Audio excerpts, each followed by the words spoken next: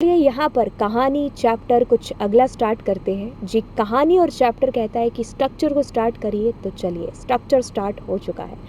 तो इसको हम लोग देखते हैं कि भाई इसकी ज़रूरत है जो क्यों पड़ी, क्या है आखिरकार ये स्ट्रक्चर। इससे पहले हम जानते हैं कि इससे पहले आपने एरेज पढ़े होंगे, है ना। तो उसके अंदर अगर मुझे एक इंटीज़र एरे है जो लेना है, तो दैट मीन्स उसमें सारी इंटीज़र की वैल्यूज़ हैं जो आएंगी बराबर। अब मैं कोई एक ऐसा एरे लेती हूँ जिसमें फ्लोट है, तो बिल्कुल उसमें सारी फ्लोट की वैल्यूज़ आएंगी। अब मैं एक ऐसा एरे बनाती हूँ जिसमें कैरेक्टर है, तो उसमें सारे कैरेक्टर की वैल्यूज़ हैं जो आएंगी। अब हम कहना क्या चाह रहे हैं, मुझे कुछ ऐसा करना है अपने प्रोग्राम के अंदर कि जिसमें इंटीज़र, जिसमें फ्लोट, जिसमें स्ट्रिंग, जिसमें कैरेक्टर, ये सारे के सारे आए, मतलब एक साथ। तो ऐसा हमें सी के अंदर कोई ऐसा एरे है जो नहीं मिलता है कि जिसके अंदर हम सारी वैल्यूज़ को पुट कर सकें या डाल सकें। तो वहाँ पर हमारी फॉर्म में आता है कौन, सी के अंदर स्ट्रक्चर। तो इसका मतलब भी देखिए क्या है, it is a collection of variables of different types, अलग अलग टाइप के, चाहे वो इंटीज़र हो, चाहे वो फ्लोट हो, स्ट्रिंग हो, कैरेक्टर हो, अलग अलग टाइप का जो भी डेटा होगा वो सारा का सारा उसका जो कलेक्शन होता है वो हमारी स्ट्रक्चर कहलाती है। तो यानी कि सारा डिसिमिलर डेटा है वो होल्ड कर सकता है स्ट्रक्चर, मतलब हो सकता है स्ट्रक्चर के अंदर, मतलब एक सिंगल अम्ब्रेला के अंदर हम इन सारे अलग अलग डेटा टाइप्स को जो है ये मतलब इसको होल्ड करा सकते हैं। तो वहाँ पर ये हमारी स्ट्रक्चर है जो हमारे काम में आती है। तो मतलब अगर एक तरीके से हम सोचें या समझें कि हमारे पास में सी के अंदर कुछ बिल्ट इन डेटा टाइप्स होते हैं, इंटीजर, फ्लोट, कैरेक्टर, है ना।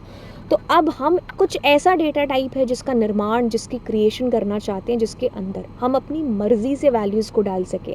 मर्ज़ी आए तो इंटीज़र, मर्ज़ी आए तो फ्लोट, कैरेक्टर, स्ट्रिंग। तो ऐसा कोई भी हमारे पास में चीज़ नहीं होती है सी के अंदर, या ये हमें अलाउ नहीं करती है। तो फिर उसी टाइम पर फॉर्म में आता है सी के अंदर कौन, स्ट्रक्चर। तो स्ट्रक्चर की सहायता से, इसकी मदद से हम ये टास्क है जो अचीव कर सकते हैं। अब इसके थोड़े से सिंटेक्स को देख लेते हैं कि भाई इसका सिंटेक्स कैसे है, ये काम कैसे करता है, किससे इसकी प्रोग्रामिंग को हम स्टार्ट कर सकते हैं। तो देखिए हम इसको कैसे करने वाले हैं। तो देखिए सबसे पहले हम कीवर्ड का यूज़ करेंगे जिसका नाम है स्ट्रक्ट कीवर्ड, ठीक है। अब आप अपनी स्ट्रक्चर को एक नामकरण, एक नाम है जो दे रहे होंगे, ठीक है। अब ये यूज़र डिफाइंड है, तो यूज़र अपनी चॉइस से कोई भी नाम यहाँ पर दे सकता है। फॉर एग्जाम्पल मैं एम्प्लॉय से रिलेटेड कोई काम करा रही हूँ, तो मैंने इसलिए EMP इसका नाम है जो दे दिया। अब करली ब्रैकेट्स का यूज़ करना पड़ेगा, ठीक है। अब इसके बीच में कुछ कुछ याद और होगा, SQL। तो बिल्कुल SQL के अंदर हम कुछ टेबल का निर्माण ऐसा ही कुछ नहीं करते थे, वैसे वैसे ही कुछ यहाँ पर करेंगे। चेंजेस तो होंगे ऑफ कोर्स लैंग्वेज को लेकर के, लेकिन टेबल कुछ क्रिएशन ऐसा सा होता था। सो नहीं किया जिन्होंने, कोई बात नहीं, किया है उनको थोड़ी सी जो है याद आ जाएगी SQL की। सो यहाँ पर डेटा टाइप है और यहाँ पर हम अपने वेरिएबल का नाम लिख रहे हैं। जैसे इसमें क्या आएगा, नेचुरल सी चीज़ है, कोड लिखना है मुझे एम्प्लॉयज़ का, तो इंटीजर, है ना। फिर मैंने कैरेक्टर लिख दिया, तो एम्प्लॉयज़ का नेम है, और ये मेरा स्ट्रिंग टाइप का होगा, मतलब इसके अंदर क्या होगा, नेम आएगा उस एम्प्लॉय का, है ना। तो मैंने इसको एरे की तरह ले लिया। अब मैं फ्लोट और उसकी सैलरी, तो तीनों तरह का डेटा आ गया इसके अंदर। अब आपको फाइनली लास्ट में जो चीज़ याद रखनी है ना, वो सेमीकोलन, जिसको अक्सर हर दूसरा बच्चा है जो भूलता है। तो आपको भूलना नहीं है, तो सेमीकोलन यहाँ पर लगे। ये हमारी एक स्ट्रक्चर है जो बन गई। हाँ, इसमें आप और भी चीज़ें लिख सकते थे, वो डिपेंड करेगा आपके क्वेश्चन की के अकॉर्डिंग। चलिए अब हम आगे चलते हैं, और अब इनके अंदर वैल्यूज़ को पुट कैसे किया जा सकता है। मतलब एक स्ट्रक्चर फॉर्म में आ चुकी है, बना चुके हो, अब इसमें अगर वैल्यूज़ को डालना चाहते हो तो ये चीज़ कैसे पॉसिबल हो सकती है। तो बात को ध्यान से नहीं, बहुत ही ज़्यादा ध्यान से सुनेंगे। आप जब मेन फंक्शन के अंदर यूज़ करेंगे तो आप स्ट्रक्ट कीवर्ड के थ्रू इसका नाम लिखेंगे, ठीक है, एम्प्लॉय। तो इसका एक ऑब्जेक्ट आपने यहाँ पर बना दिया। अब उस ऑब्जेक्ट के थ्रू मैंने लिखा E1.employee code is equals to value, तो ये वैल्यू इसके अंदर चली गई। अगर सैलरी में कुछ वैल्यू डालती तो सैलरी में चली जाती। तो अब हम इसको एक बार करके देख लेते हैं। यहाँ पर और यहाँ पर हम अपनी स्ट्रक्चर का नाम है जो लिखेंगे, तो मैंने इसका नाम कुछ एम्प्लॉय दे दिया, ठीक है। अब मैं क्या करूँगी, यहाँ पर जैसे इंटीजर टाइप में मैंने लिखना है एम्प्लॉय का कोड, ठीक है, ओके। सो अब मैं कैरेक्टर टाइप से एम्प्लॉय का जो नेम है उसको देना चाहूँगी 100 इसके अंदर, ठीक है, उसका जो साइज़ होगा। फिर हम फ्लोट एम्प्लॉय और उसकी सैलरी। ठीक है, चलिए एक और ले लेते हैं जो कैरेक्टर टाइप का ही होगा, तो जिसमें एम्प्लॉय की हम सिटी दे देते हैं। ठीक है, ये भी 100 का। ठीक है, तो ये हमने यहाँ पर कुछ इस तरीके से हमारी स्ट्रक्चर का निर्माण कर लिया।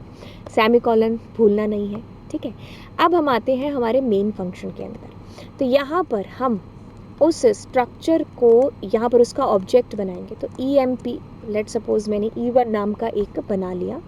ठीक है, ऑब्जेक्ट। ठीक है, तो अब मैं क्या कर रही हूँ, मुझे क्या करना है, वैल्यूज़ डालनी है एम्प्लॉय कोड के अंदर। तो ये बहुत सिंपल है। आप क्या लिखेंगे, यहाँ पर देखिए मैंने लिखा कि E1 की सहायता से एम्प्लॉय कोड में उसका कोड 101 चला जाए। हो गया।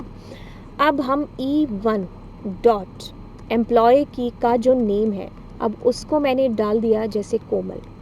सो मैं जैसे ही नीचे आ रही हूँ, ये कुछ मुझे एरर टाइप का ऐसा कुछ दिखा रहा है।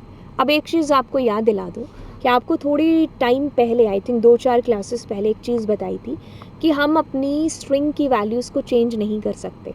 अगर चेंज करना चाहते तो उसके लिए हमें इसको क्या बनाना पड़ता, पॉइंटर बनाना पड़ता है ना। तो पॉइंटर की सहायता से बदली जा सकती, वैसे नहीं बदली जा सकती।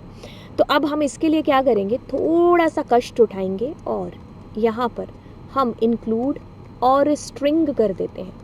ठीक है, अब ऐसा इसलिए किया क्योंकि हम इसमें वैल्यू डालेंगे नहीं, कॉपी करा देंगे।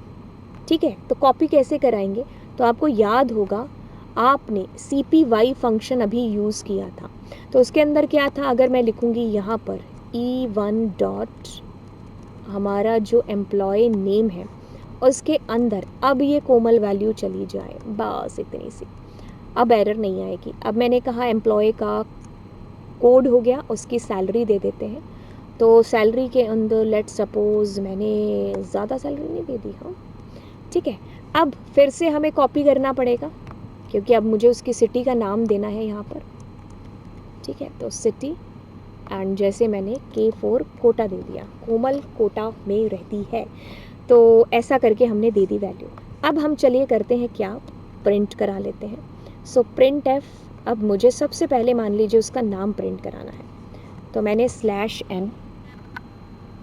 अब उसके लिए मैं यहाँ पर ऐसा लिख देती हूँ, employee name is equals to, और यहाँ पर E1 डॉट, अपनी फ़ोटो को थोड़ा सा साइड में करेंगे, E1 डॉट एम्प्लॉय का नेम। ठीक है, सर्वप्रथम हम नेम प्रिंट करा रहे हैं। ओके, अब कॉपी करके इसी को पेस्ट कर देते हैं और एम्प्लॉय का कोड।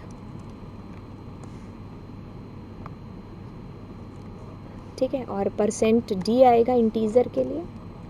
अब एम्प्लॉय की सैलरी फ्लोट में है।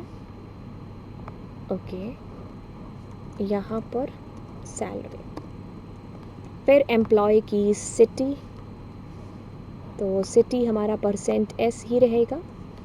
ठीक है, सेव कर देंगे हम इस कोड को और अब अपनी टर्मिनल को ओपन करते हैं एंड चलाते हैं।